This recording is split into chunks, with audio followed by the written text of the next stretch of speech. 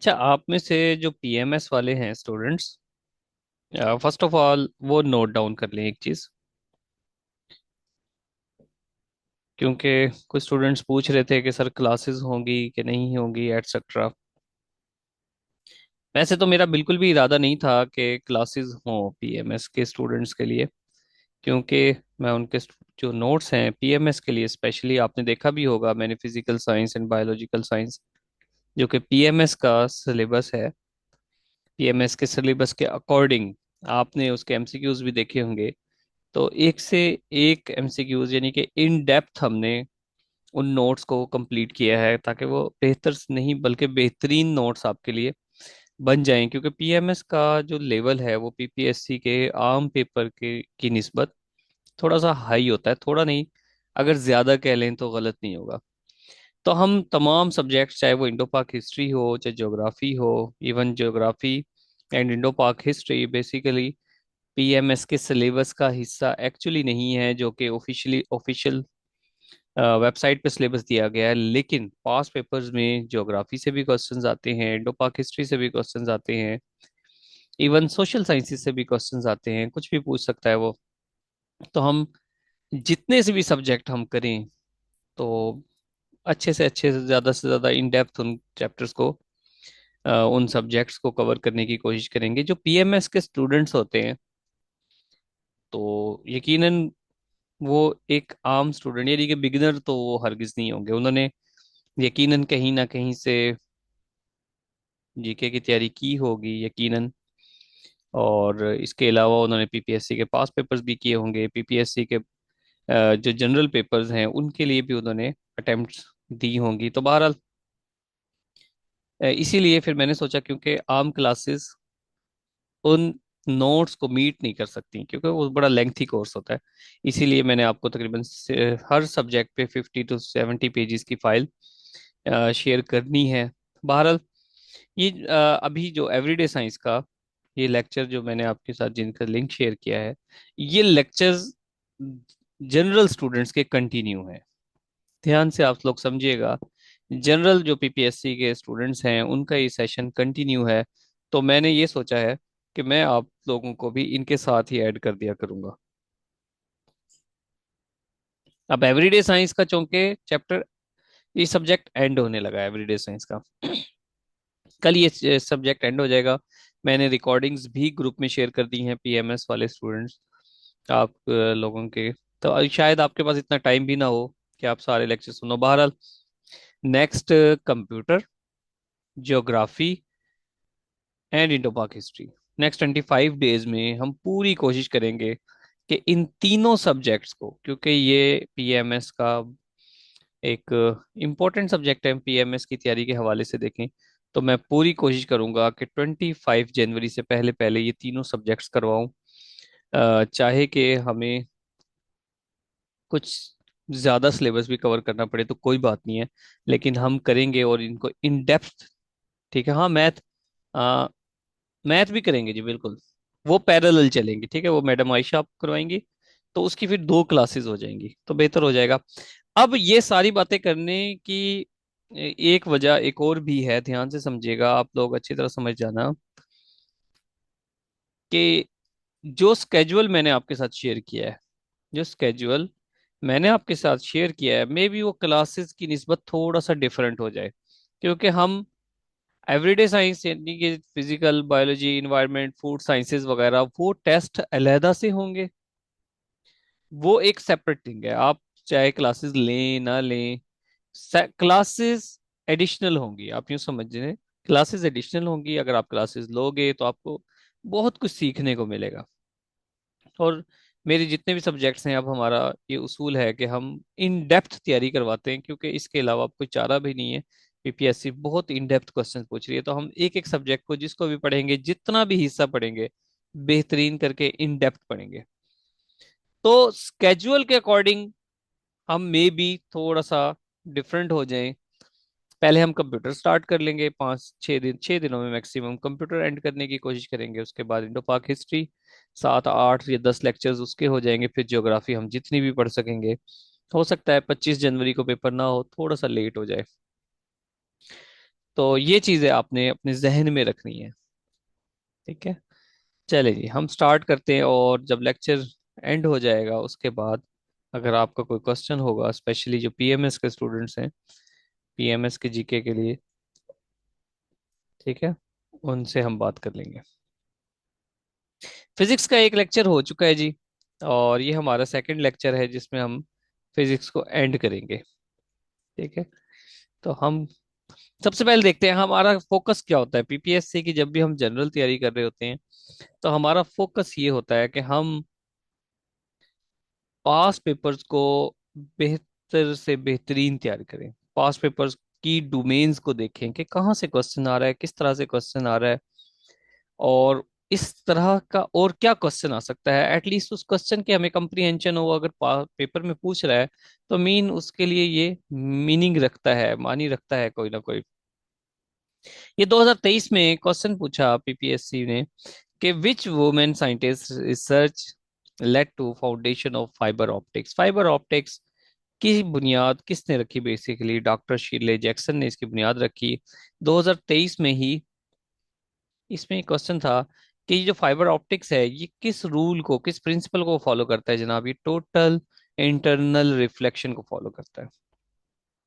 इसमें क्या होता है कि आप देख रहे हैं ये पूरा एक फाइबर ऑप्टिक्स है और दरमियान में इसकी कोर है, ठीक है, जो ग्लास की बनी होती है। इसमें लाइट एंटर होती है, और ये इस एंगल से एंटर होती है टोटल इंटरनल रिफ्लेक्शन में, कि वो बाहर निकलने के बजाय, हालांकि ये ग्लास थ्रेड होता है, वो उसी ग्लास के अंदर वो, ठीक है, रिफ्रैक्ट कर जाती है। यहाँ से वापस बाहर निकलने के बजाय वो वापस आ जाती है ऐसे।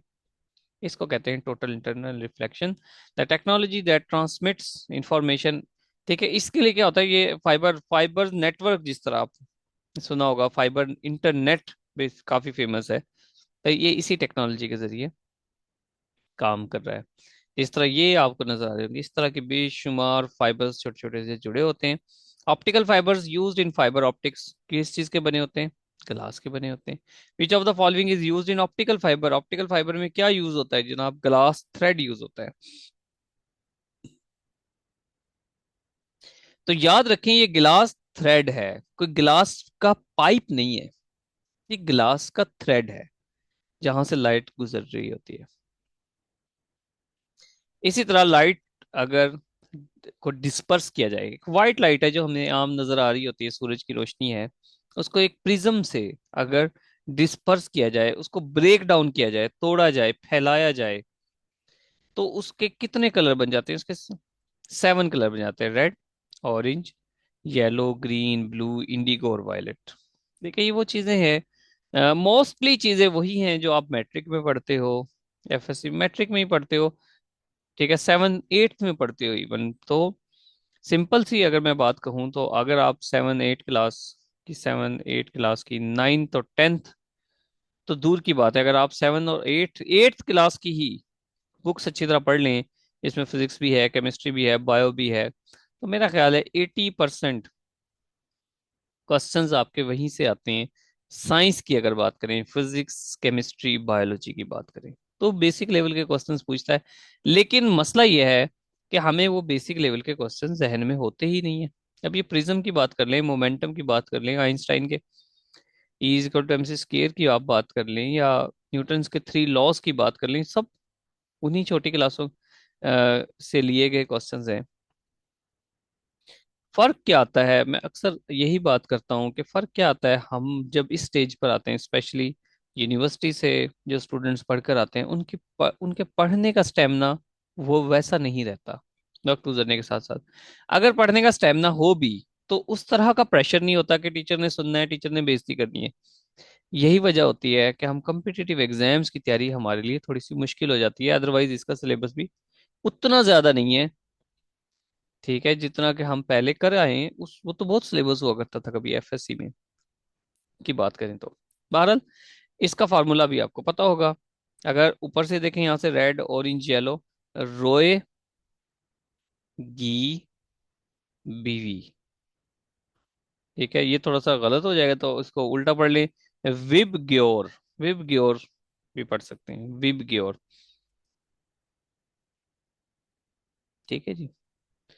नेक्स्ट है primary colour of light. Light के प्राइमरी कलर कौन से हैं? Red, green, blue. RGB। RGB से भी इसको याद करते हैं। Red, green and blue primary colours हैं। बाकी जितने भी कलर हैं वो इनसे मिलकर बनते हैं। मिसाल के तौर पे ये देखें, ग्रीन एक प्राइमरी कलर है, ठीक है। रेड भी, इन दोनों को आपस में मिलाएं तो येलो बन जाता है। इस तरह ग्रीन को ब्लू के साथ मिलाएं तो ये कोई और कलर बन जाता है। और डिफरेंट बेशुमार जितने भी कलर्स हैं इन्हीं के कॉम्बिनेशन से बनते हैं, या जो इनसे बन रहे हैं उनको मिक्स करने के बाद कोई और कलर बनते हैं, उनको सेकेंडरी कलर्स कहते हैं। इस तरह डिजिटल टीवी इमिट, ये पीपीएससी के पास पेपर का क्वेश्चन है कि टीवी कौन सी रेज इमिट करता है? जनाब, रेडियो वेव्स इमिट करता है टीवी। ठीक है। तो रेडियो वेव्स जो है वो, इस तरह जो हमारा रेडियो है वो आपस में कैसे उसका कम्युनिकेशन होती है, हमारे तक कैसे वॉइस पहुंचती है? रेडियो वेव्स के जरिए। इसीलिए उसका नाम रेडियो रख दिया गया। इस तरह माइक्रोवेव्स ओवन में।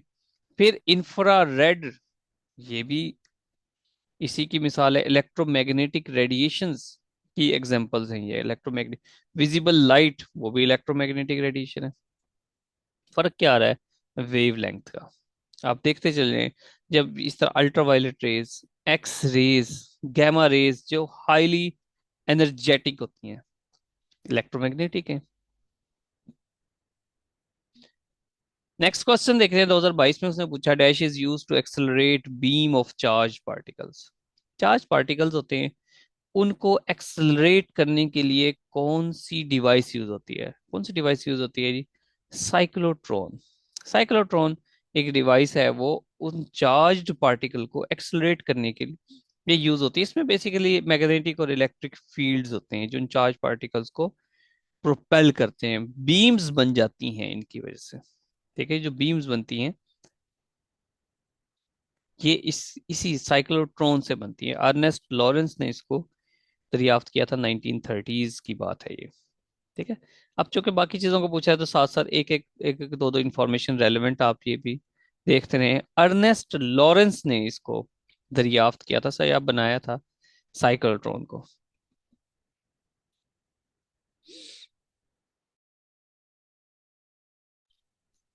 अर्नेस्ट लॉरेंस ने, ठीक है, 1930 में। अब याद रखें कि अब इस पर अब हम पूरे 10 मिनट नहीं लगा सकते। हमने जस्ट एक लाइन में बस आइडिया लेना है कि यार ये क्या काम करता है। अभी चार्ज पार्टिकल्स को इलेक्ट्रिक मैग्नेटिक इलेक्ट्रिक फील्ड्स होती हैं और ये उसको बूस्ट अप करते हैं। अब आप इस पे रिसर्च करने ना लगे कि ये क्या होता है, क्या करता है, किस तरह फंक्शन होता है। नंबर वन तो जो अगर आप में से कोई आर्ट्स वाला स्टूडेंट है तो इसको समझेगा भी क्या? तो आपका आधा दिन लग जाएगा इसको समझने में। ठीक है। तो जब भी आप कम्पिटिटिव एग्जाम्स की तैयारी करते हो तो आपको स्मार्ट वर्क करना होता है। जस्ट एक छोटी सी अंडरस्टैंडिंग बना लें कि हाँ भाई ये क्या चीज़ है, साइक्लोट्रॉन है। अब आपका नेक्स्ट स्टेज जो आपकी प्रेफरेंस है ना, वो ये याद करना है कि भाई साइक्लोट्रॉन चार्ज पार्टिकल को एक्सलेट करने के लिए इस्तेमाल होता है, बीम्स बनाने के लिए। Being a competitive exam students, और वो भी कौन सा, वन पेपर का, आपको रट्टा ही लगाना है मोस्टली। 80% आपने रट्टा लगाना है, 20% समझना है। लेकिन उस रट्टे लगाने का भी एक तरीका है। ठीक है, चीजों को स्लाइटली समझें और याद करके आगे चले जाएं बस। Lens and mirrors. ठीक है। ये लेंस एंड मिरर्स, मैंने इसकी डेफिनेशंस नहीं दी हुई यहाँ पे। देखा है कि यहाँ से क्वेश्चन किसके आप पूछा है पीपीएससी ने? पीपीएससी ने पूछा है कि एक गाड़ी है और वो पीछे देखने के लिए रियर व्यू मिरर कौन सा होता है? कन्वेक्स। और गाड़ी की हेडलाइट, उसमें क्या यूज होता है? Concave mirror. अब ध्यान से इसको चीज को समझे, ये आगे देखते हैं बल्कि। ये 2022 में ये दोनों क्वेश्चन पूछे गए। ये क्वेश्चंस तो 2022 में पूछे गए। बेसिकली ये है क्या? ये कनकेव है जिसकी इनवर्ड, ठीक है, ये इनवर्ड कर्व होता है, जबकि कन्वेक्स में आउटवर्ड कर्व होता है। ठीक है, मिडल से थिकर होता है और ये मिडल से थिनर होता है, कनकेव। और नेक्स्ट ये देखें, कन्वेक्स मिरर, ये किस में होता है? रियर व्यू इमेज दिखाने के लिए। कनकेव हेडलाइट में यूज होता है। बेसिकली क्या है काम कर, रीजन क्या है इसकी, कि ये रेयर व्यू में क्यों होता है? क्योंकि जो कन्वेक्स है वो चीजों को छोटा करके दिखाता है, मतलब बहुत दूर तक दिखा देगा उसने। छोटा करके दिखाएगा तो वो नजर आएगा ना भाई, बहुत दूर, ब्रॉड। अगर यहाँ बहुत सारी चीज आ जाए या पूरी कार ही आ जाए तो इसका मतलब सारा व्यू छुप जाएगा, हाइड हो जाएगा। ये देखें, एक इतने बड़ा ये मिरर में कार बिल्कुल छोटी सी नजर आ रही है।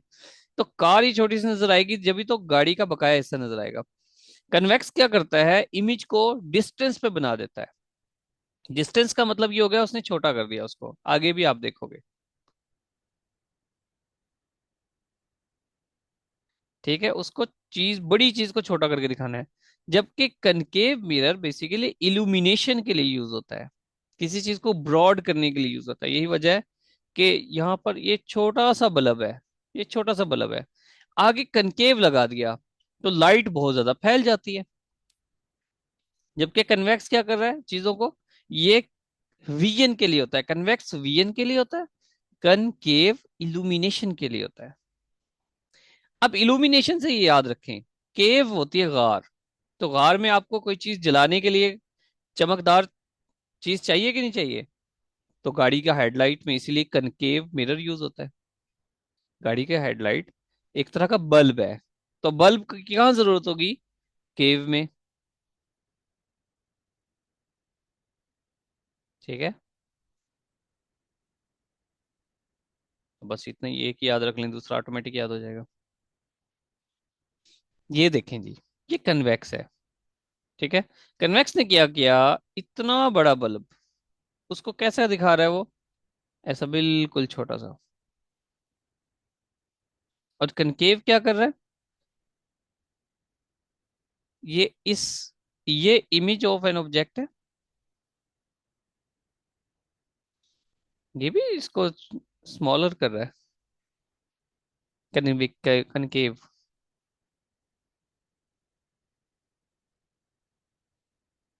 या ब्रॉडर कर रहा है।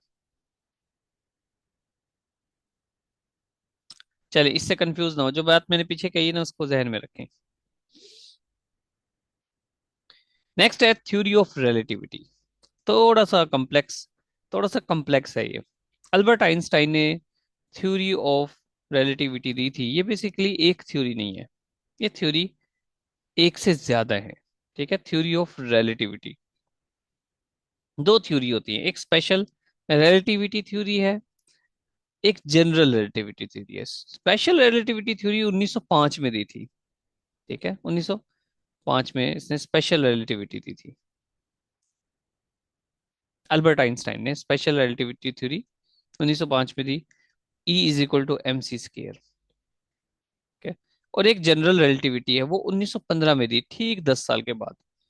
ये दोनों थ्योरी, असल में रिलेटिविटी वो कहता है कि ये जो दुनिया का निजाम चल रहा है ना, ये आपस में रिलेटिविटी की वजह से चल रहा है।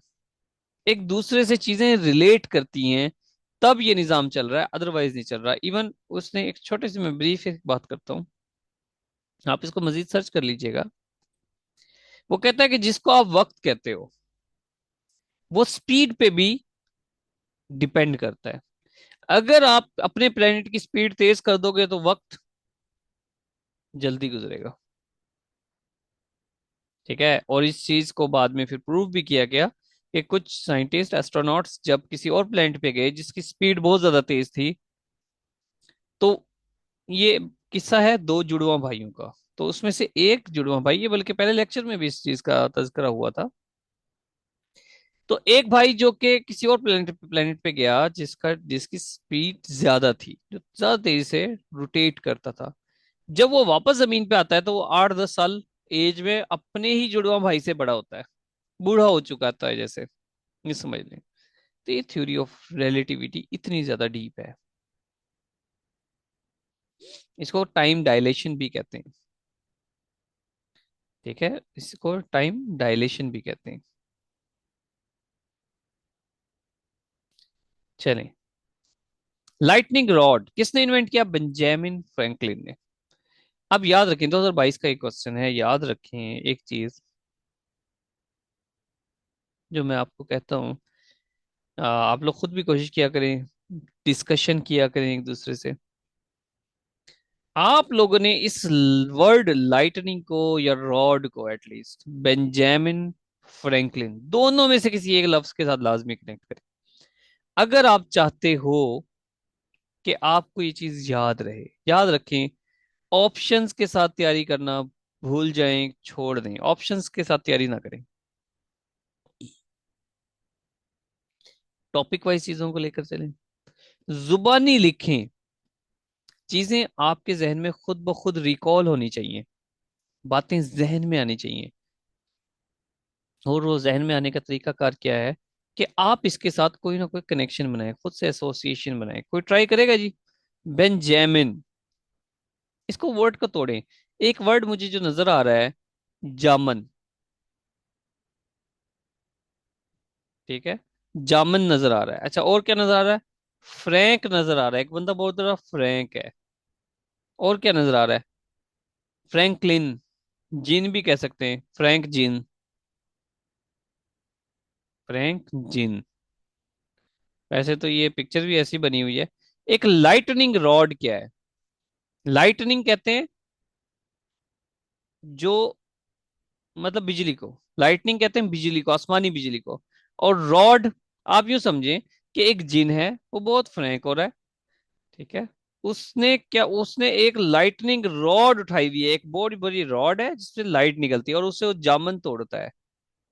ठीक है, आप इस तरह से कोई ये एक स्टोरी मेकिंग है बेसिकली। आप हरगिज ना सोचिएगा कि आपका इससे टाइम जाया होता है, टाइम कंज्यूमिंग है, हरगिज ना सोचिएगा। मेरा एक बैच ऐसा भी था अभी प्रीवियस ही एसडीईओ के पेपर में, जब मैंने उनको कुछ रिमेम्बरिंग नंबर की टेक्निक सिखाई,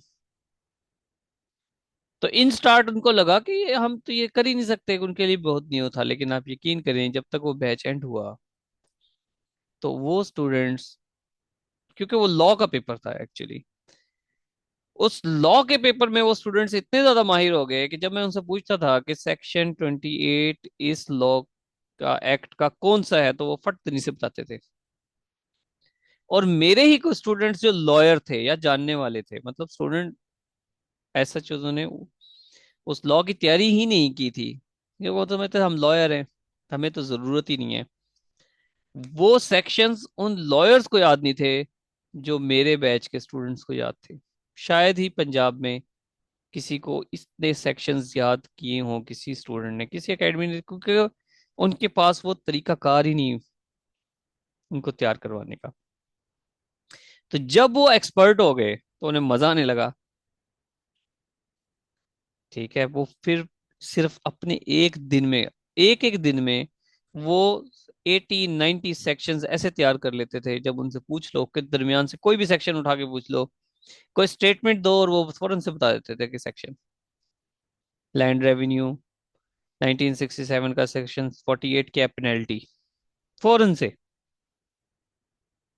तो आप भी इनकी एसोसिएशन इस तरह बनाए, जब आप कहानी बनाने लग जाओगे तो ऑटोमेटिक बन जाएगी। उस चीज से तो बेहतर है ना कि आपको 2 दिन के बाद भूल जाए, तो क्या फायदा है? तो आप 1 मिनट इसको लगा के ही याद कर लें। हाँ भाई, मैं मुर्दों से बातें कर रहा हूँ या जिंदा हो सब लोग?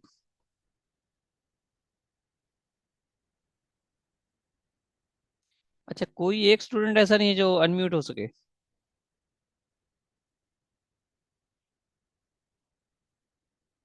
बताते रहा करो भाई, पता लगे मेरे लेक्चर से बेहोश हो गए सारे।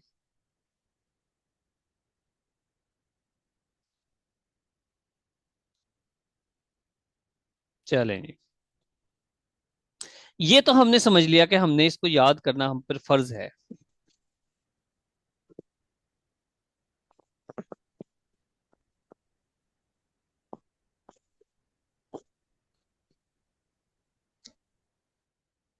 ठीक है, ये तो हमने समझ लिया। अब हम देखते हैं, हमें ये समझना भी जरूरी है कि ये लाइटनिंग रॉड बेसिकली है क्या।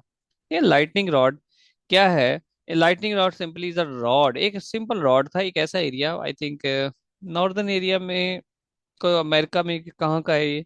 मुझे नहीं अंदर याद के बेंजामिन फ्रैंकलिन किस कंट्री से।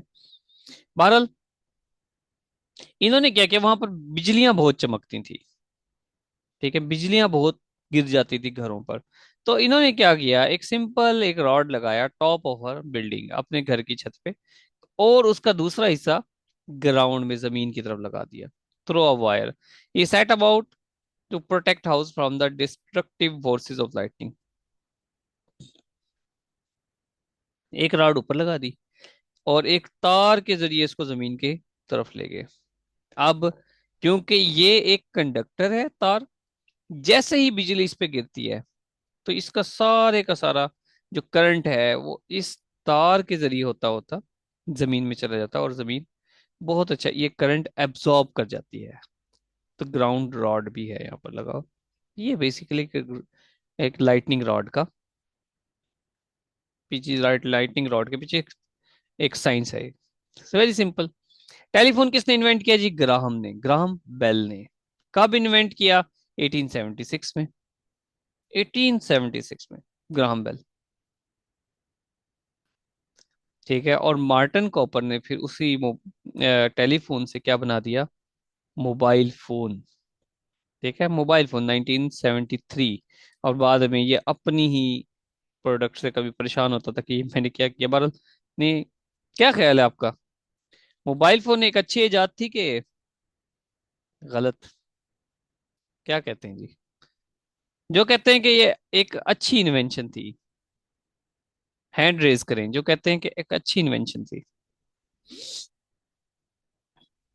हैंड रेज करें, हैंड।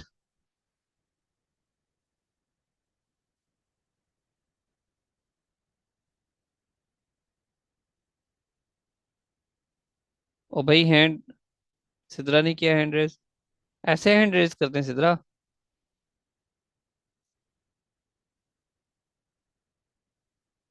हाँ ये अब ठीक है। अच्छा, एक स्टूडेंट कहता है कि अच्छी इन्वेंशन थी, बाकी को लगता है हैंड रेज करना नहीं आता। शबाना। शबाना चैट में नहीं, वैसे हैंड रेज होता है। अब वैसे देखें कोई आपको इसमें नजर आ रहा होगा कहीं पर लिखा हुआ।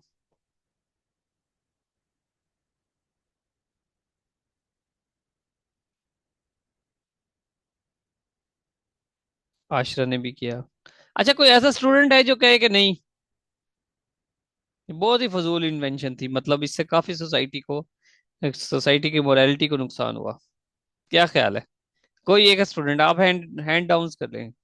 सिदरा, आशरा, कोई स्टूडेंट जो कहे कि वाकई इससे बहुत सी खराबियां भी आई हैं सोसाइटी में।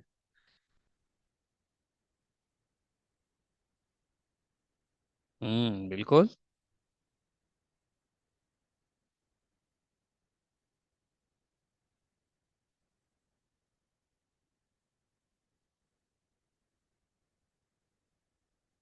हाँ जी, बिल्कुल ऐसे ही है।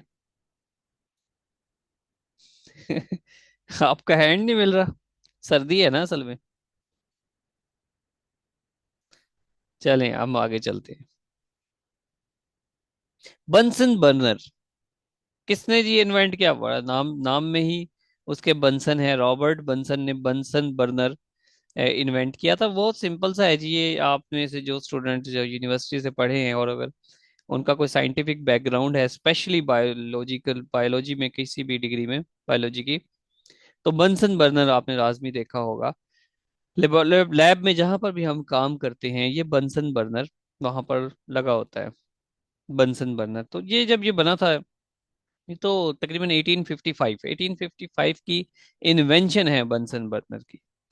ठीक है, रॉबर्ट बंसन एक साइंटिस्ट था और उसका एक चेला था, समझ लें पीटर। पीटर ही समझ लें, पीटर डिसागा। उसके लिए उसने ये बनाया था बंसन बर्नर, जब वो काम करता लेबोरेटरी में। बेसिकली ये उस वक्त के हिसाब से बहुत ज्यादा एफिशिएंट था, और इसको फ्लेम को भी एडजस्ट कर सकते थे, कम कर सकते, ज्यादा कर सकते थे। तो केमिस्ट्री पर ये काम करते थे, उसके एक्सपेरिमेंट्स में इनको यह जरूरत पड़ती थी। तो ये बंसन बर्नर रॉबर्ट बंसन ने बनाया। कब बनाया? 1855 में।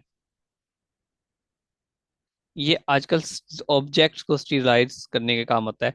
जिस तरह जब हम कोई भी लैब के जो इंस्ट्रूमेंट्स होते हैं, इस आग पे हम थोड़ा सा लगा लेते हैं तो स्टेरिलाइज हो जाते हैं, ताकि कोई बैक्टीरिया इन्फेक्शन वगैरह ना हो। Mercury thermometer was invented by Daniel Gabriel Fahrenheit.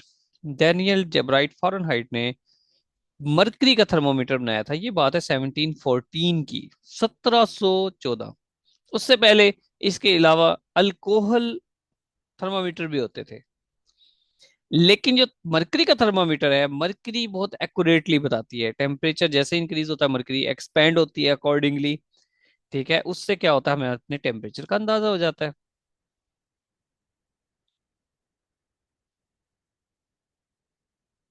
ठीक है जी। नेक्स्ट है, हु डिस्कवर्ड, 2023 में क्वेश्चन देखें, who discovered the force of attraction और रिपल्शन। कोलम्ब।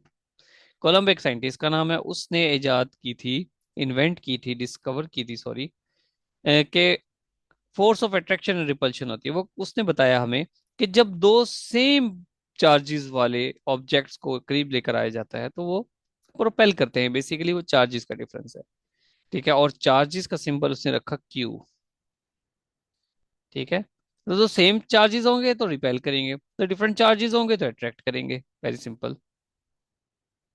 नेक्स्ट है, इलेक्ट्रॉन किसने डिस्कवर किया। 2022 में भी सवाल पूछा गया, 2023 में भी पूछा गया।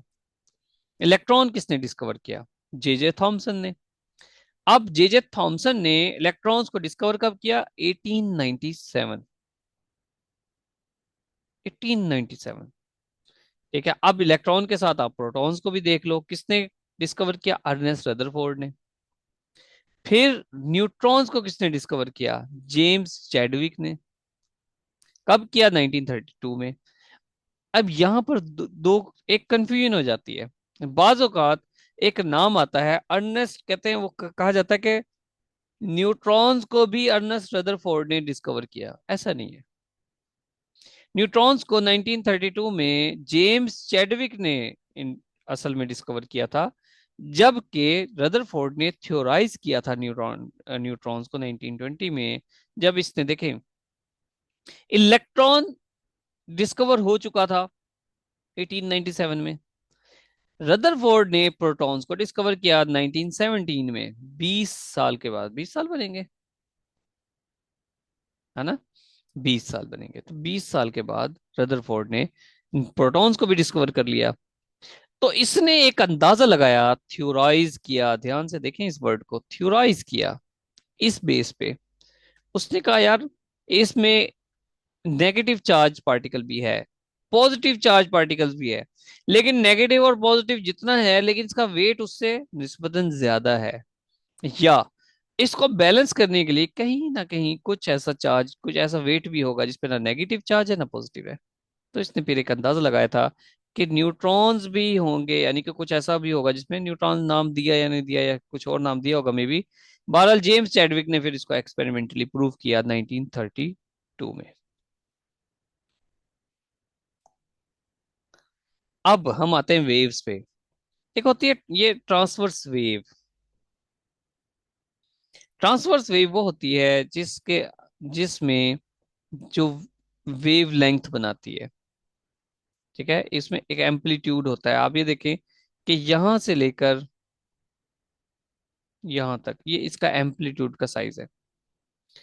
जो उभरे हुए हिस्से हैं इसको ट्रफ कहते हैं। ठीक है, नीचे की तरफ। और जो ऊपर की तरफ है उसको क्रेस्ट कहते हैं। नीचे वाला ट्रफ, ऊपर वाला क्रेस्ट, ये सारे क्वेश्चंस पूछे जा सकते हैं, क्रेस्ट एंड ट्रफ।